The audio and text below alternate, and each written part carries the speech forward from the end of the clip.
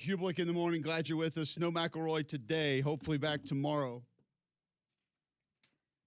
A lot to get to, though, today from a college football perspective as Alabama plays this week. It is game week for the Crimson Tide, and we will see them take on Oklahoma in Norman Friday night. Plenty to discuss around that game. Rematch from earlier this season, so there's intrigue in a lot of different ways. We heard from Kalen DeBoer earlier this week. We'll get to some of those. Quarterback's a big portion of the conversation today.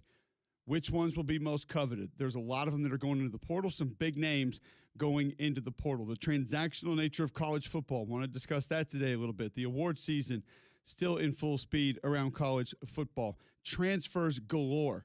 We couldn't even update you on the transfer portal. We'll give you some in-state guys, some local guys that are planning to hit the portal, and then obviously, like we mentioned a little bit before, the quarterbacks and what that's going to mean for the teams they're leaving and maybe the teams that land some of these QBs. But Kalen DeBoer discussing this Oklahoma football team that he is set to meet again and his thoughts on it. A very good football team here for a reason. And, a 10-2 record.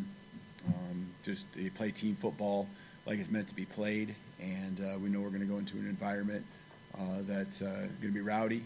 It's going to be a great atmosphere. And, our guys got to be ready for that. And I feel like we've been prepared through the SEC schedule that we've been on here all season. So got a few more days. We got to keep stacking practices, but really excited about the progress and, like the direction it's headed. Some injury updates from Kalen DeBoer, too. We know that this is going to be a big part of this game, specifically Parker Brailsford. You look at that Oklahoma defense, the front, how much they move, how much they're on the move. His injury, his status, I think, is going to be critical for this Alabama football team. Kalen DeBoer discussing the health of his team yesterday. Parker's doing good. He's been practicing jam. He's making good progress. Just kind of continue to see how the week goes along. You guys saw him out there doing some things today. Who else? Cuevas, very similar to Jam, making progress out there, doing some work, and really, I guess you're optimistic at this point. We still got four days left, so those guys are heading in a good direction, making good progress, and continue to evaluate them leading forward. But you saw them out there doing some things today in practice. So we'll discuss this game, obviously, in detail throughout the rest of the week. Get you set for it. I'll be in Norman Thursday night, really, and then Friday morning there to discuss it with you guys right here on Mac and Cube.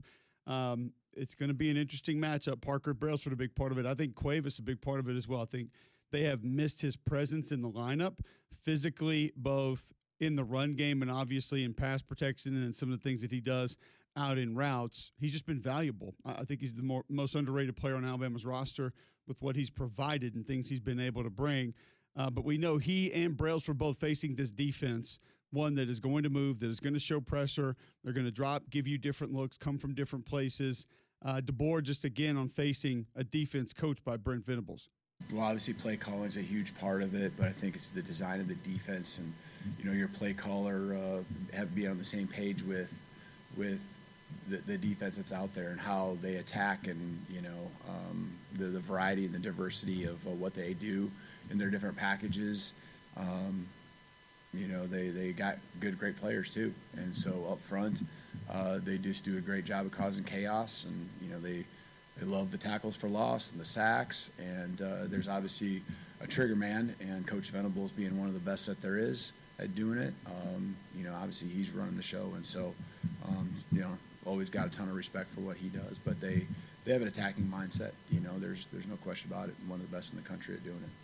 And that attacking nature, one that is going to be difficult to manage, difficult to deal with. You wonder, from a game planning perspective, what can you add differently this time? I think the fair question here for Alabama's offense is, are they more capable now than they were last time they faced this Oklahoma defense? Now, there are obviously some things that you can manage in a little bit of a different way. You can handle some protections in a little bit of a different way. I think running back was one that was a little bit of a problem last time that they played. I mentioned tight end. That's something that can be cleaned up, can be a little bit more effective. There are ways to offset it, but there were also individual matchups that were just lost. And there were individual matchups that guys were just beat. Those are the things that I don't know if you can just go in and repair those and fix those this time around. There were successful moments on offense, did move the ball at times, And that's obviously going to happen consistently. But it's an Oklahoma defense that thrives on turnovers, that thrives on mistakes. They thrive on you making mistakes.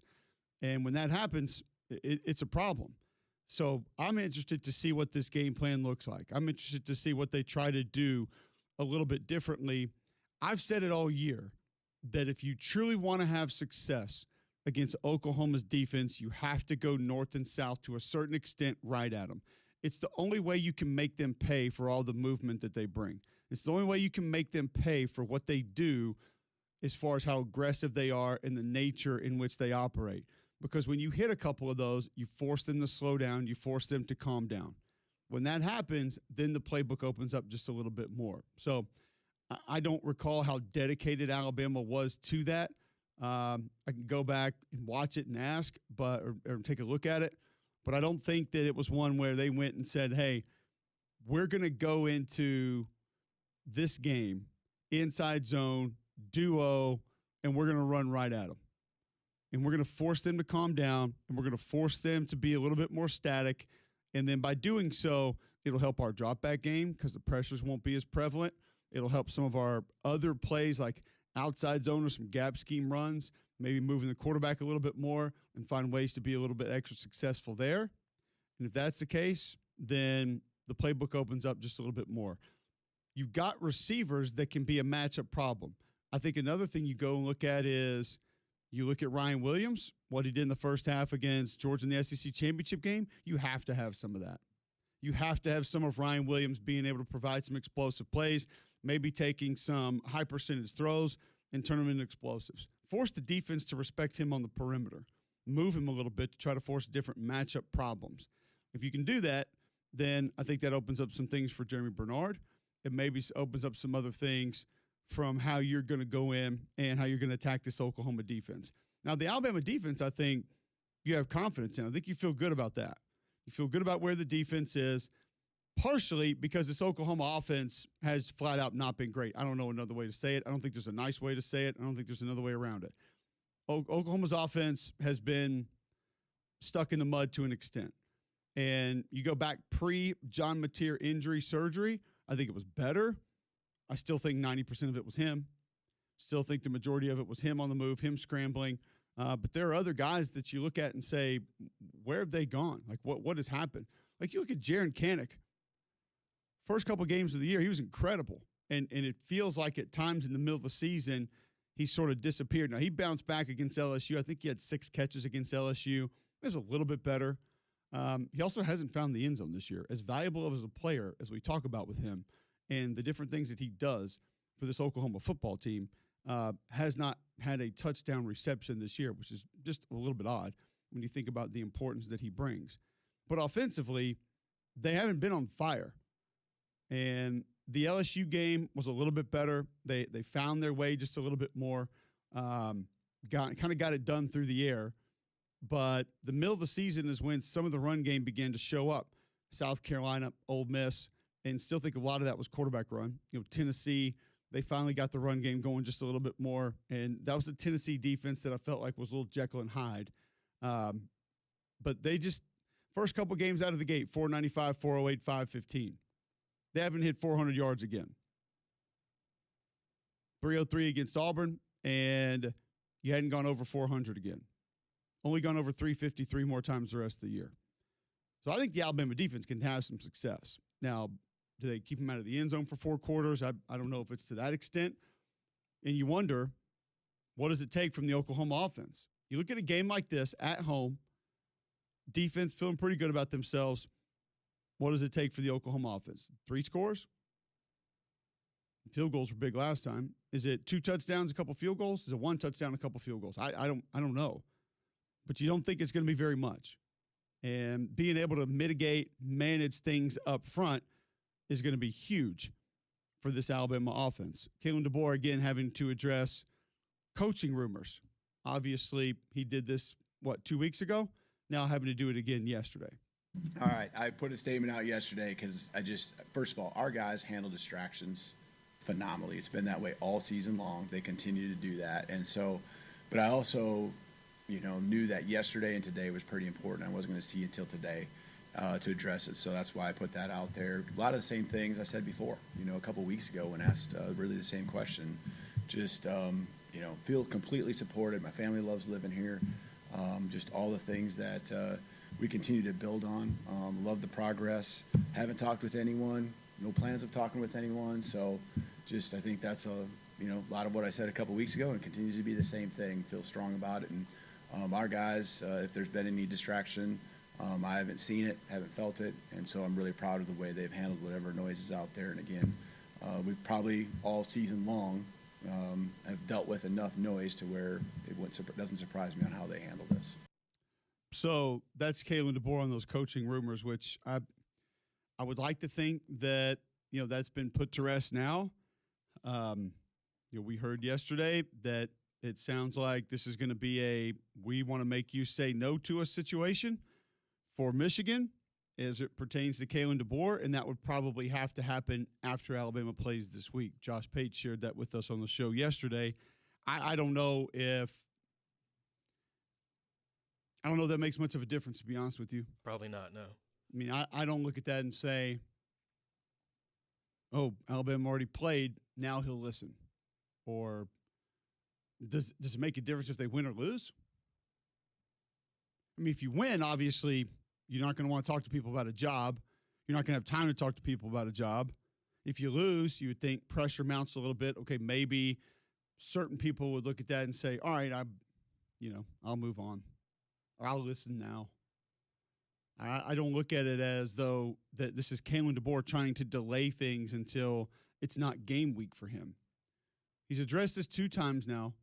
If you go back and you think about everything that took place with Penn State, you think about everything taking place now with Michigan, how much have you heard from the rumor mill or sources or whoever is hearing things? How much have you heard from the side of Kalen DeBoer? It was all Penn State's coming after him. Mm-hmm. Penn State's putting on the full court press. Michigan's going to make him say no to their face. Michigan's willing to wait. Michigan's putting on the full court press. Michigan's in attack mode. None of this has been from Kalen DeBoer's camp. None of this has been Kalen DeBoer's looking for an out. Kalen DeBoer wants this. Kalen DeBoer's not getting that. Kalen DeBoer's feeling the pressure. You haven't heard any of that. So I just don't think that it changes that much when it's either not game week or it's a new game week. How long can Michigan wait? If they're going to make Kalen DeBoer say no to his face, how long can they wait? Semifinals? Championship game? I mean, just next week? Like, when do you pull the ripcord if you're just waiting on a guy to actually talk to you face to face? And that situation can become more complicated depending on how the game turns out and how the game goes. So there are a lot of ands, ifs, ors, buts in that situation. So I think Kalen DeBoer has intentionally done these things. We heard from him last time, and I told you, I heard him with Chris Childers talking about this, specifically saying, yes, I was waiting for the media to ask me about it. I wanted to address it. I wanted to get it out. This time, I think he said, we'll go ahead and put the statement out. That'll make them ask me about it tomorrow, and then I'll address it again tomorrow. Bam, there you go. He did it. So I don't think that there's real interest there. Michigan, of course there is. I think Michigan's got to have interest in a lot of people right now based on what they're dealing with. Now, that Oklahoma defense we know is going to be difficult, and playing on the road going to be difficult. This is Alabama quarterback Ty Simpson discussing the difficulties that come with playing on the road.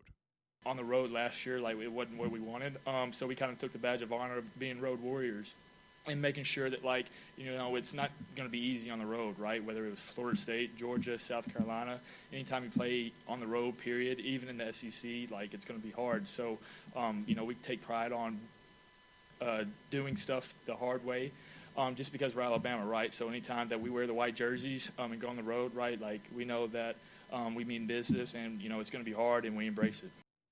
So that's Ty Simpson on playing a road playoff game this week. Also, Ty Simpson just on being in the playoffs and what it means to this Alabama football team.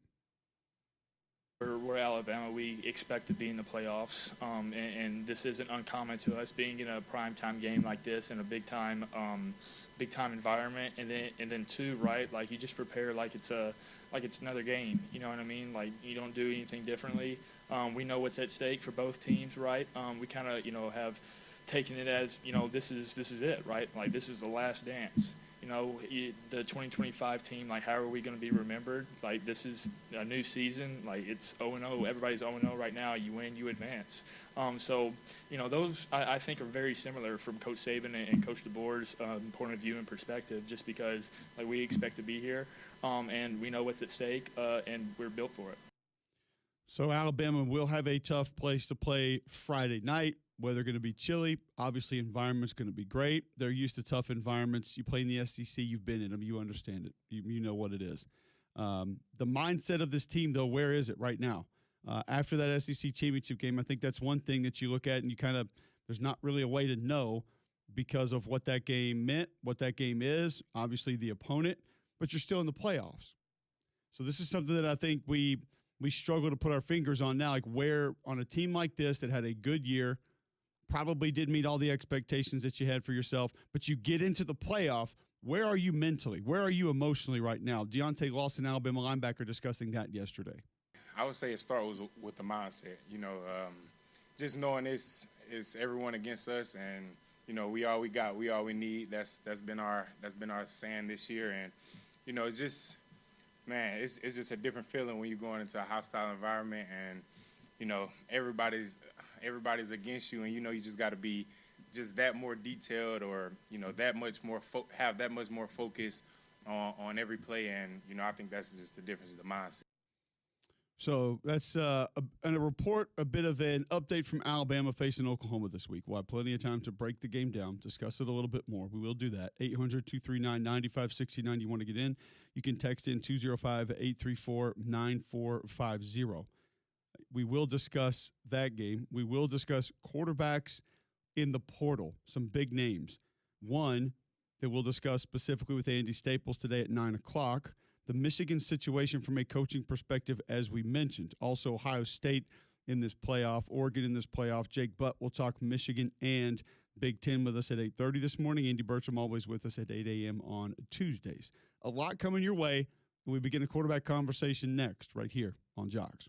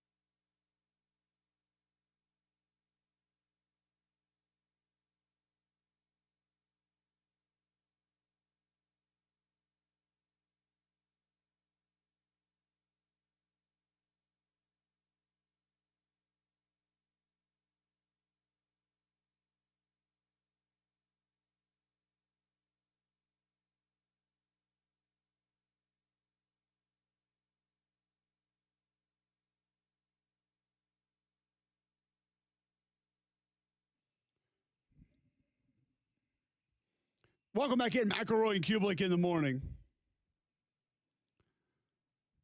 Quarterbacks, a big part of the college football conversation yesterday. First off, the transactional nature of college football is something I think we're all aware of. We all get, we all understand. You see the reports from South Carolina after Kendall Briles hired as their offensive coordinator. Lenore Sellers nearing a new deal to return to South Carolina. That's the headline. Doesn't sound exactly the way we want it to sound. We don't feel like it should sound that way. Doesn't sound as bad as things coming out of Southern California, though. And when I say bad, it's just where we are. You may think of it in a different light. You may look at it and say, no, I think it's fine. No problems here. But when it comes also from the USC football account, it is weird. It's different. It's some kind of just this day and age. USC football tweets out 2 days ago, Waymon Jordan has re-signed with the Trojans. Oh, is he a position coach? He is a running back. Oh, okay then. And I mean, it's all in. It's a graphic that says, it's not enough to tweet it. You have to have a graphic with this photograph saying Waymon Jordan has re-signed with the USC Trojans with his signature. And then at the table with contract and pen and helmet next to him, re-signed on the screen behind him. It doesn't feel right. Sorry. Especially since NIL is kind of done outside of school. So this, I mean, just maybe signing his scholarship offer. Yeah, I don't think that's what they meant. Oh, okay. If we have gone to renewable deals, and that's what this is, I would love for somebody to make me aware of that. But I don't think that that's where we are just yet. So it's just, listen, this is it looks very NFL-ish, the photograph. Like you see these NFL free agents sitting in the office and they have the contract and it's, showing them the pin. Like, oh, we got him. Got our guy back. Went and got our guy. Now we're re-signing to continue to play in college. It doesn't feel normal. So does that mean that maybe we'll start seeing like older players come back signing a one-day contract to retire in college, to be a Vol for life? So they can get their number retired there one day, hopefully. One more go-around. By the way, is that one of the dumbest traditions in sports? Absolutely. The one-day contract? Yeah. To say you retired a Jet? The one-day contract, I don't mind, because, I mean, that you can let, like, some random fan, whatever, say he was part of the team. All right, that's cool. But Gronk retiring a Patriot, like, hold on, man. Like, you weren't playing there. Yeah. You didn't retire a Patriot. Mm-mm. And do those guys actually get a check for those deals? I don't know. 1 day's worth of work? I don't know how that works. Know. Okay, so we know what it is, and it's just where it's getting more forward facing and it's getting a little bit more obvious, and that's just part of it that some of us are going to be uncomfortable with or not like or just feel like it's different and strange, and the times are changing. Deal with it. Be what it is. Kind of like you have to deal with this cold weather right now. It is a brisk morning here in Birmingham, Alabama. Don't get caught in the cold. Schedule your system checkup now from a Trane Comfort Specialist. Trane has been recognized 11 consecutive years as America's most trusted HVAC brand and our exclusive home comfort partners here at Jocks. Visit Trane.com to find a comfort specialist near you. The quarterback class for next year, speaking of the transactional nature of college football, is quickly ramping up. Rapidly ramping up. Now, some good news in certain places, because some of this is going to be bad news. Some of this is going to be good news just from a discussion standpoint. Chip Brown of 24/7 Sports yesterday tweeting out, breaking! Quarterback Arch Manning will return to Texas for the 2026 season. To be fair, I feel like that's how it should be done. Maybe not through winter, but I mean, he didn't sign that contract. He didn't just, hey, I'm pulled a Michael Jordan. I'm back. Did he re-sign, though? I don't know. We hadn't seen that graphic yet, but also I didn't anticipate him leaving. No, I thought he was leaving. Right, yeah. But I respect it. Yeah. I mean, okay, so Arch Manning will be back. Dylan Raiola will not be back in Lincoln, Nebraska. Oh, no. Now, I will say this. This is one that is semi-agitating for a different reason. Because I feel like Nebraska and Nebraska fans have, and maybe this is something that in the next show, Molly can give her thoughts on. I feel like the Nebraska fans have been pretty nice to Dylan Raiola. I feel like the school has been behind him, has helped him. Like, I don't want to say put up with a lot. It's not like he's been out there, partying in the streets every night or in trouble a bunch. But, like, I kind of feel like Nebraska's gone out of their way for him. Maybe I'm viewing this incorrectly because I'm not going to act like I know everything that goes on in that facility. And now he's going to leave. Like, what are you not getting at Nebraska that you need to go get somewhere else? I also think the market for him is going to be vastly overrated. But it's not like there's not going to be a market because he's a quarterback and he's above average. Above average quarterbacks make good money, and a lot of people will give them the attention that they desire. Now, a guy's going to get a lot of attention to Cincinnati quarterback Brendan Sorsby. Sorsby going to get a lot of attention for a lot of reasons. Kid's really good player, tough as nails, dual threat. Sorsby ran for 580 yards this year, 9 rushing touchdowns for Cincinnati. So he gives you that aspect. And then obviously the ability to throw the ball, 2,800 yards passing, 27 touchdowns, 5 picks this year, 62%. Completion percentage needs to come up a little bit. But this is a kid that's just, he's one of those guys, he's just tough. Tough player. A guy that can be a dual threat, that can give you different aspects to help you win. He will be highly sought after in the portal. Now, it's also being reported that he may test the NFL markets. I don't know if he's going to like what he hears about where he's coming off the board there. Well, probably not. But he is one of those examples of would probably be taking a pay cut to go to the draft. He can come back, a P5 school, give him a pretty big paycheck as opposed to getting drafted 3rd, 4th round. Kentucky quarterback Stone Saunders in the portal. Great. Michigan State quarterback Aiden Childs in the portal. Again? Mm-hmm. Speaking of again. Oh, no. Yeah, Not yet. Not yet. Not yet. We're not going to that one just yet. We're going to get there in just a moment. Aiden Childs was benched this year at one point. Played in 9 games, 1392, 10 touchdowns, 3 picks. He has a lot of ability. Now, he's mobile, but not a runner. 6'3", 225. He's got a good arm. He has been around the block a little bit, started Oregon State, followed his coach, so it made sense. Mm-hmm. And now his coach is fired, so I guess it kind of makes sense again. You're like, yeah, I don't want to be with the new guy. But I do think that he'll have a pretty decent market. I think people will be after him because he's got ability. Florida quarterback DJ Lagway in the portal. Oh, boy. That feels like a bigger name. It is a bigger name, but there are folks that are going to ask you if the name deserves the recognition. Because there are people inside that facility that'll tell you that certain folks wanted to move on from him last year. Not the head coach. That there are just certain people that looked at it and said, yeah, this is not going to work. Not working.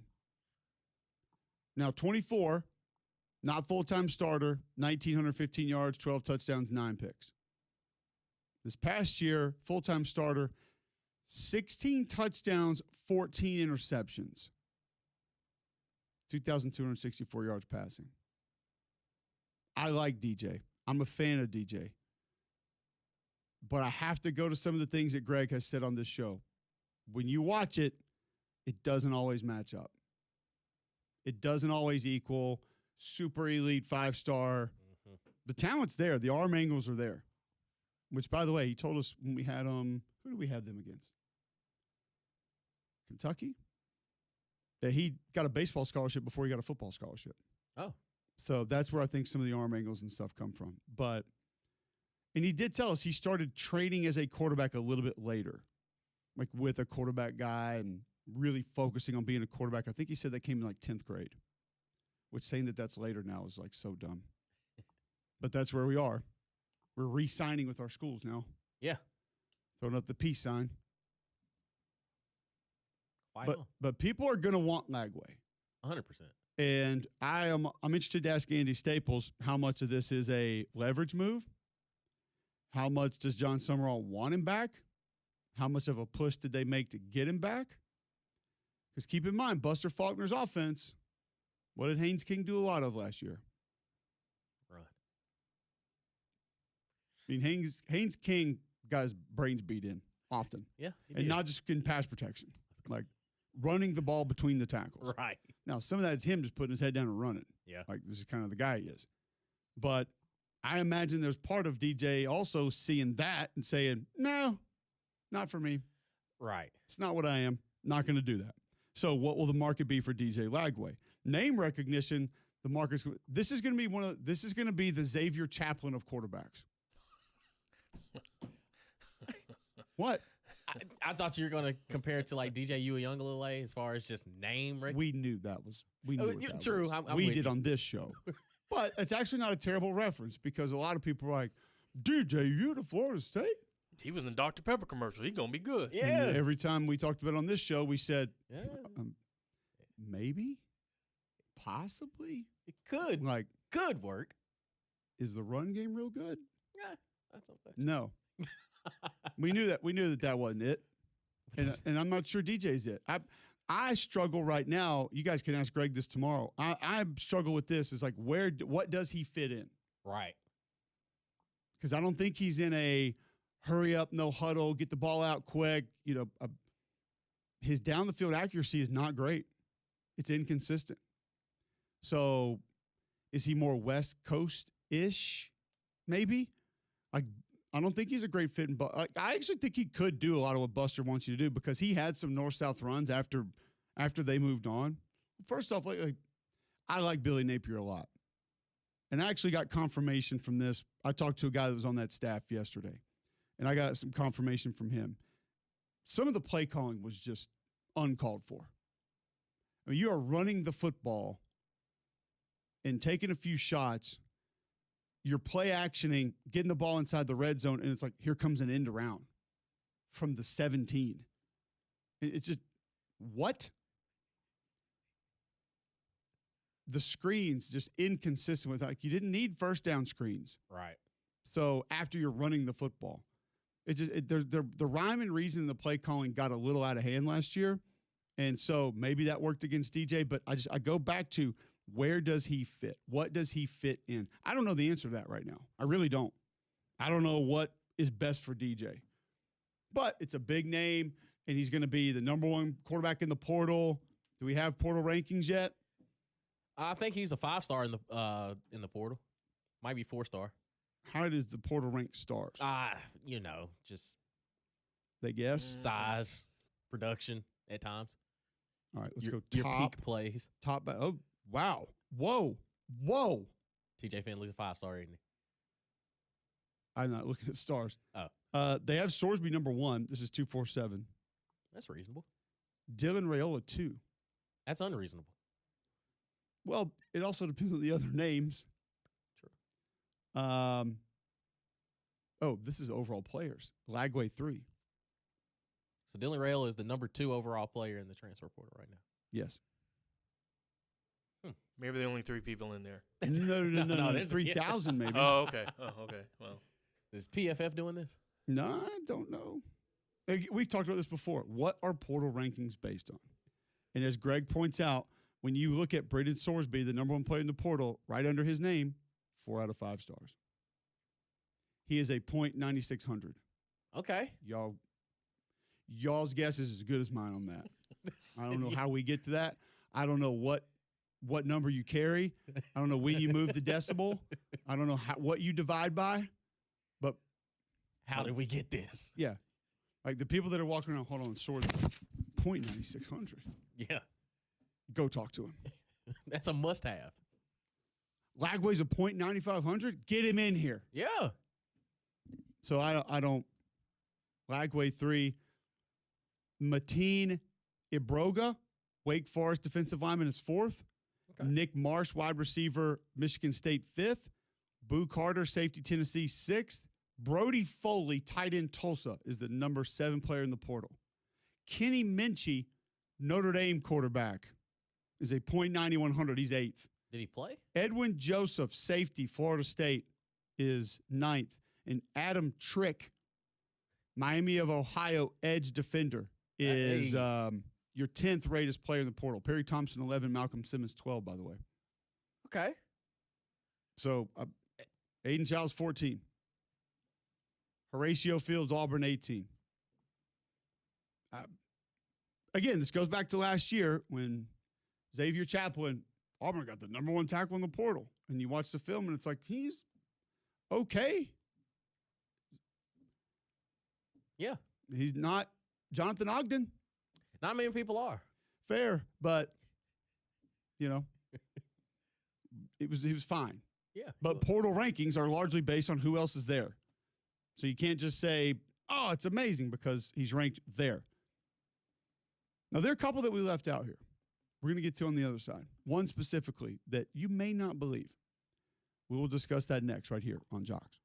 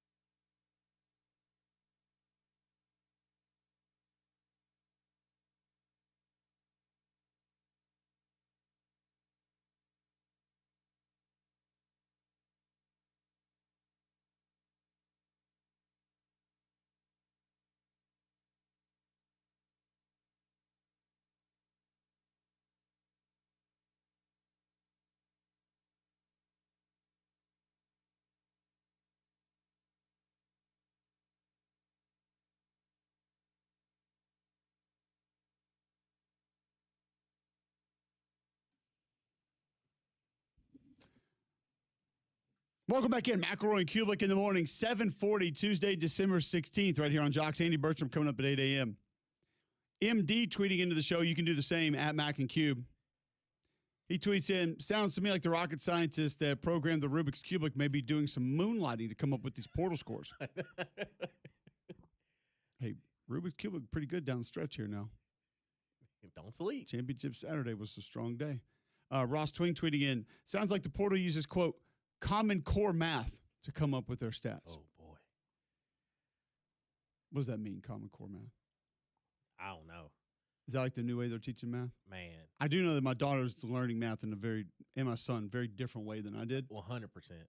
My niece FaceTimed me a couple weeks ago and was asking me math problems. And she's my oldest niece is in the 7th grade. I was like, I've never seen this stuff before. She doesn't have a better resource than that. That's why I said. I was pretty good. That poor thing. I was Literally had the good. phone and chose to FaceTime you with all the internet access. That's what I told her. I was like, man, you have to Google this. Like, you got it. I'm here for moral support. That's your niece. Imagine being a dad and you can't answer those questions. Like, hey, sweetheart, I am going to wait for your mom to get home. Please. Please. Now, if we could move over to history, I might be able to help a little I bit. can help you with that. All right. Also from the transfer portal, speaking of quarterbacks. Let's go. I'll hit a couple others quickly before we get there. App State quarterback J.J. Cole is in the portal. 6'7", 240. Okay. Like Cole Kelly vibes. Work.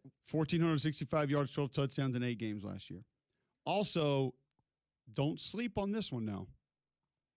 ECU quarterback Caden Hauser is in the portal. Now, I know a lot of people are going to say, oh, ECU. What are we doing there? Bless you. Sorry. Why are we going to hype this guy up? He looked pretty good on a couple of Thursday night games I was watching. I'm telling you. He's got some juice. 3,300 yards, 19 touchdowns, 6 picks, completed 66% of his passes. So played in an up-tempo offense, can push the ball down the field, big arm. So that's one that you probably won't know the name, but a lot of folks will look at and say, okay, yeah, we might want to give him a chance. And then finally in the portal, how, I honestly don't know. I do not know.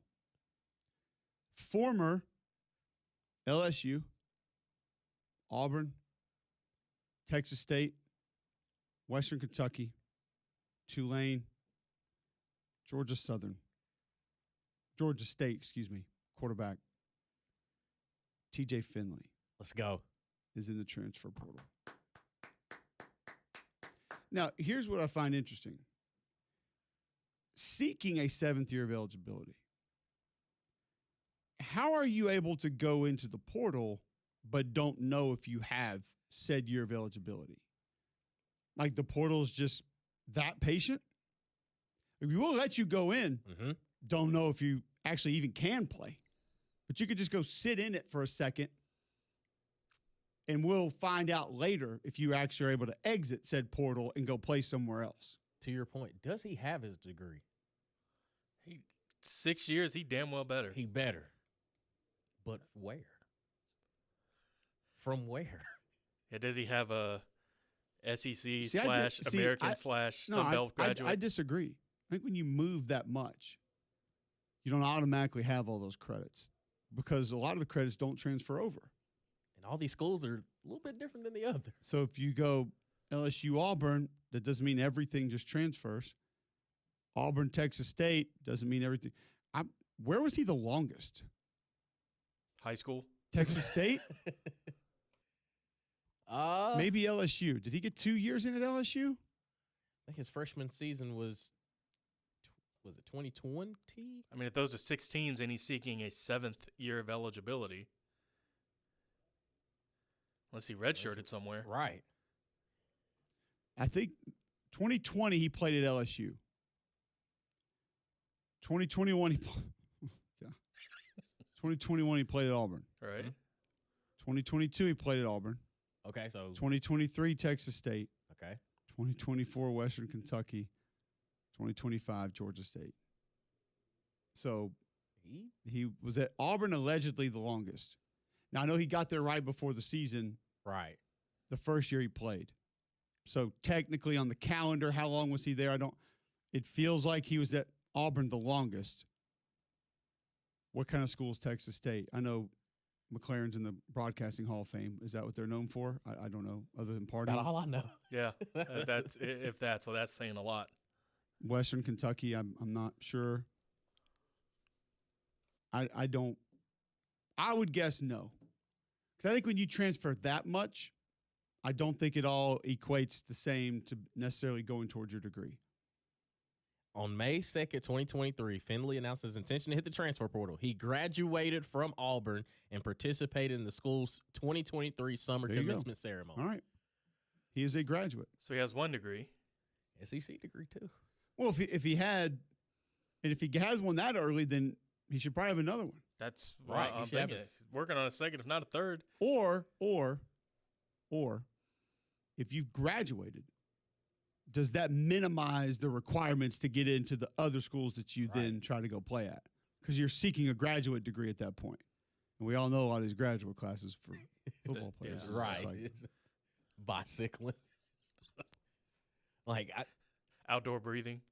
like Montrell Johnson told us at Media Days, former Florida running back, that he had not been to a class at Florida in person. Because Doring was all excited to ask him about that at Media Days. He's like, what's it like in this? He goes, man, I'll be honest, I haven't been to a class at weight Florida. room. And he played for 2 years Yeah. Yeah. at Florida. I mean, Jaden Daniels told us specifically when he was at LSU, like, I don't have an in-person class. I get to the facility at like 6. Man. So maybe he's going as a graduate transfer. He about to be Dr. Finley on here. LSU, Auburn, Texas State, Western Kentucky, Tulane, Georgia State. That's 7 years of football. Yeah. How is he seeking a 7th year? Well, you got to think he didn't play at Tulane. I remember he had that stuff, That's fair. Yep. and then he It finished. wasn't just stuff. It was a stolen car. Yeah, stolen car. Yeah. He had some issues. He was being nice. That's Yeah. nice. Yeah. He tried to find the receipt for it. I don't think he was successful. That's why he was No. at Georgia State. No, it wasn't all his fault. I don't believe either. Yeah. But Not saying there was no knowledge, but I don't think it was necessarily yeah, him. Played in 20, played in 21, played in 22. That's 3. Played in 23. That's 4. Played in 24. That's 5. Played in 25. That's 6. So 6 seasons of football. Mhm. Dude, you're good. right. Because we could say 20 didn't count because of COVID, Right. and you still played 5 years. Right? Got a degree? We're good. Yeah, he can go find a pretty nice job. I want to know, what are the grounds that he's seeking this on? Just desire? Because I want it. Desire. Like, I just want to play college ball. Check. dude. I'm trying to live that Van Wilder life. Yeah. I mean, but when you actually appeal to the NCAA, like, what's the verbiage that you use? I just There love it. has to be something technical that you can lean on to say, I would like to play football again because I love the game. starting during COVID ruined me. I don't know. Like, it's y'all's fault. Y'all made me go out there during COVID. All he's got to do is write down, give me the Pavia treatment. A Well, no, GA. because he leaned on JUCO. I know, but True. even still, it's like, well, if y'all don't, I'm going to sue you. Crap, he's right. Once Okay. again, He I can want try. to know the grounds. That's right. He can try. Now, he could be the first one to sue for inability to earn, or you're preventing me from earning and making a living. I don't know. I'm just going to say, I don't know what he's trying to do, except play football again. What he's not trying to do is go pro in something other than sports. We know that. Facts. All right, back with more Mac and Cube next.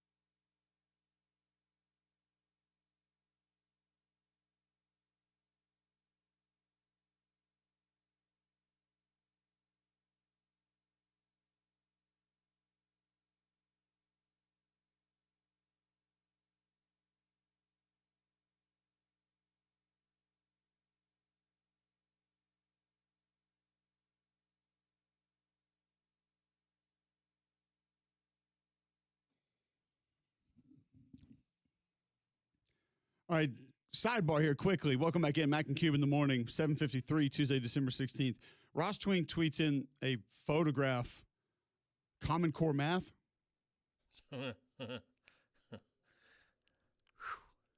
right, first off, did you guys look at this picture? We'll retweet this from the Mac and Cube account if you guys want to see this and see what this is. It, and do you have any idea what any of that is? What that means? It makes no sense. Like I grew up in the mental math era. Like you just got to know. You got to know your multiplication In theory, tables it's supposed to be not easier, but allows students to, I guess, think more critically and complex. But it feels like it just makes it harder. How do you think about math more critically? Common Core. But I mean, like something plus plus something equals the same thing, no matter how critical you are of it. Right, but this minus this equals that. No matter how I can be the biggest Common critic on Core earth. Allegedly, is supposed to have you look at a problem, think, okay, there's a way to go about doing it, and then translating into life and some other BS. But he has a line with arrows on both sides, drawn with arrows looping like McDonald's arches. Yeah. From 79 to 100 to 300 to 342, and then a plus at plus 21, plus 200, plus 42. Yeah. I don't even know what we're attempting to achieve. Supposed to go here. the other way. What are we trying to achieve? I couldn't tell you. Subtraction, addition, supposed to go the other way, right? Multiplication. So if I were to tell you, say, what's 321 minus 76, you have to sit there and not quite sure. 7 minutes. Correct, right. But what Common Core is trying to tell you is, all right, so you go from 321 to 300, that's 21. Then you go from 300 to 200, that's 100. So you add in, so it's 121. Then 200 to 100, you're adding another 100. And then from that 100 to whatever I said, 76, that's what it's in essence trying to teach you. Okay, so I will say there's a part of that I do feel like in a weird way my brain actually does. That could, right, again. I have to get numbers to even to do usually the subtraction. So like in when aspect. When I tip someone, right, I have to get it to an even number to know what the math is going to equate to. Yeah. Which is, I mean, that's fine, but we can't just, I'm going to start drawing these little arrows in the lines when I tip people. We can't just go like the old school, just carry the one, subtract the No, number. No, and I see, but I understand it now because when I try to do that, Damien, I'm like, all right, hold on. Yeah. And I got to start over. 28 divided by 4 inside of a rectangle. What does that mean? Yeah, you should be able to know that. It's just 28 divided by 4? Yeah, well, what goes into 4? So you sit there and try to add it up 4 times. Oh, I see. This is one problem all up and down because then it has 4 squares with 4 sevens in it. Right. And then a 28 with arrows going both ways. See, like I don't. Yeah. Was this like 28 is east and west? Right down the center of the hash. According to Google AI, which I'm ashamed of myself for even doing that, Common Core Math refers to the Kumon website standards for math, shifting focus from rote memorization to deep conceptual understanding, critical thinking, and problem-solving skills for college and career readiness. Man, bump all that. So in theory, instead of just memorizing math, it's teaching you math, but also it seems harder. Right. It emphasizes why math works through visual models like number bonds and understanding, underlying principles, building coherence across grades. I'm going to be honest with you. For me and my math brain, this might work. I feel like this would have been better for me. Oh, boy. Cole Cube. You're talking to someone who failed math 3 times in high school. So, yeah, about anything would have been better for me.